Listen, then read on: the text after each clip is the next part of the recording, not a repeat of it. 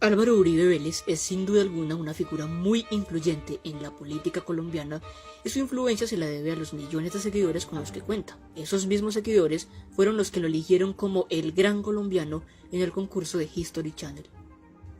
¿Pero merece Uribe tal título?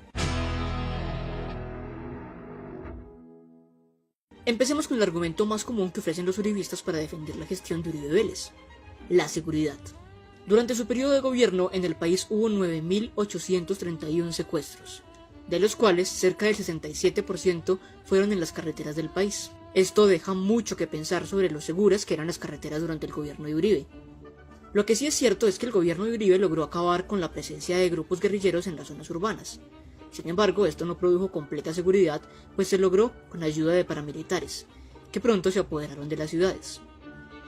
Los grupos paramilitares son responsables del 80% de los desplazados del país y del 61.4% de las masacres perpetradas entre 2002 y 2007. Y el Estado, encabezado por Álvaro Uribe, no los persiguió. Muy por el contrario, muchos jefes paramilitares confesaron haber recibido ayuda del mismo gobierno. Además, el Estado asesinaba jóvenes inocentes para hacerlos pasar por guerrilleros y hacerle creer al país que se estaba acabando con la guerrilla. Esto se conoció como el escándalo de los falsos positivos, que contó con más de 4.000 víctimas. Lo anterior nos da como resultado, según cifras oficiales, que el gobierno de Uribe fue el que tuvo mayor número de víctimas por el conflicto armado. Y lo peor del asunto es que durante su gobierno no permitió que las víctimas fueran reparadas y conocieran la verdad. Y hoy se opone al punto de reparación de víctimas del acuerdo de paz, diciendo que atenta contra la propiedad privada.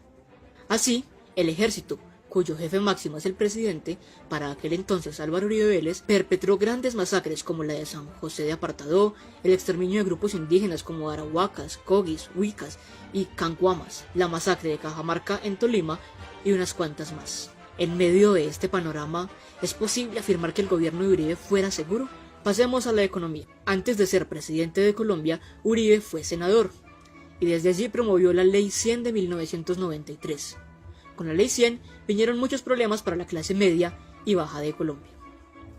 La Ley 100 afectó gravemente a los que estaban y a muchos que aún están esperando su pensión, pues aumentó la edad para pensionarse en el caso de las mujeres a 57 años y en el caso de los hombres a 62 años. También aumentó las semanas de cotización para acceder a la pensión a 1.250. Eliminó la mesada 14 o prima de junio para jubilados. Y las personas que ganan el salario mínimo se les debe descontar un 16% para poderles garantizar el derecho a la salud. Todo ese dinero que se les descuenta al pueblo va a dar al sector de la salud. Sin embargo, el sistema, en lugar de mejorar, empeora. ¿Por qué? Porque la Ley 100 convirtió a la salud en un negocio donde importan más las ganancias que la atención al usuario. Así pues, Uribe mató dos pájaros de un solo tiro. Le quitó al pueblo salud y dinero, y muchos le dan su amor. Debemos aclarar que es falso que Uribe haya subido el IVA del 8 al 16%. Cuando Uribe asumió la presidencia, el IVA ya estaba en el 16%, y esto no se modificó. Hasta ahí todo muy bien. Sin embargo, cuando indagamos un poco más descubrimos una terrible realidad. Durante el gobierno de Uribe hubo 5 reformas tributarias, que aumentaron de manera descarada los impuestos de los colombianos, y que incluían algunos impuestos que eran sencillamente ridículos, como el impuesto sobre valorización, impuesto mercantil, impuesto a las ganancias ocasionales e incluso un impuesto para la guerra. Muy raro, porque Uribe dice que en Colombia no hay guerra. Entonces, ¿para qué era esa plática? El salario mínimo fue otro de los grandes afectados de la administración de Uribe, pues los aumentos anuales del salario mínimo venían siendo de 2 dígitos, aumentos del 21, 20 y 19%. El aumento más bajo era del 10%, pero cuando Uribe asumió el poder en 2002, esto cambió.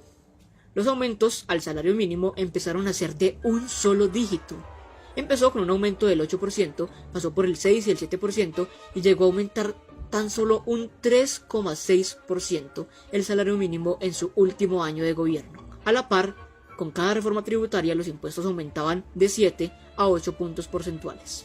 Mediante la resolución 013 de 2005 ordenó acabar con las primas de servicios. Luego, el Senado de la época aprobó una ley para reducir el valor de los servicios públicos, y Uribe rechazó tal ley.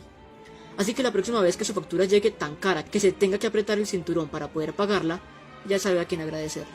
Y por si lo anterior no fuera suficiente, debemos decir que durante la administración del supuesto Gran Colombiano, el valor del Producto Interno Bruto sufrió un desplome sin precedentes en la historia del país, como lo demuestran las cifras oficiales del Banco de la República. Por fortuna, este valor se ha logrado estabilizar tras su salida de la presidencia. Ya vimos cómo afectó la Ley 100 a la salud.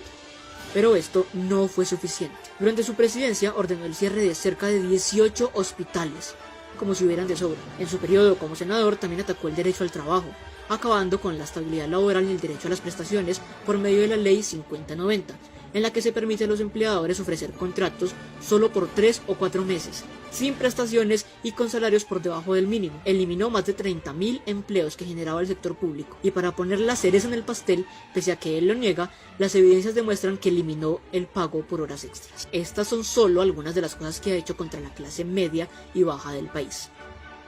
En este solo video me es imposible hablar de todas las cosas que ha hecho Uribe contra los colombianos. Por eso me gustaría hacer una segunda parte. Escribe en la caja de comentarios si te gustaría que le hiciera. Si te gusta el video, déjale me gusta y comparte este video con todos tus amigos uribistas. Y no olvides suscribirte en este botón. Hasta la próxima.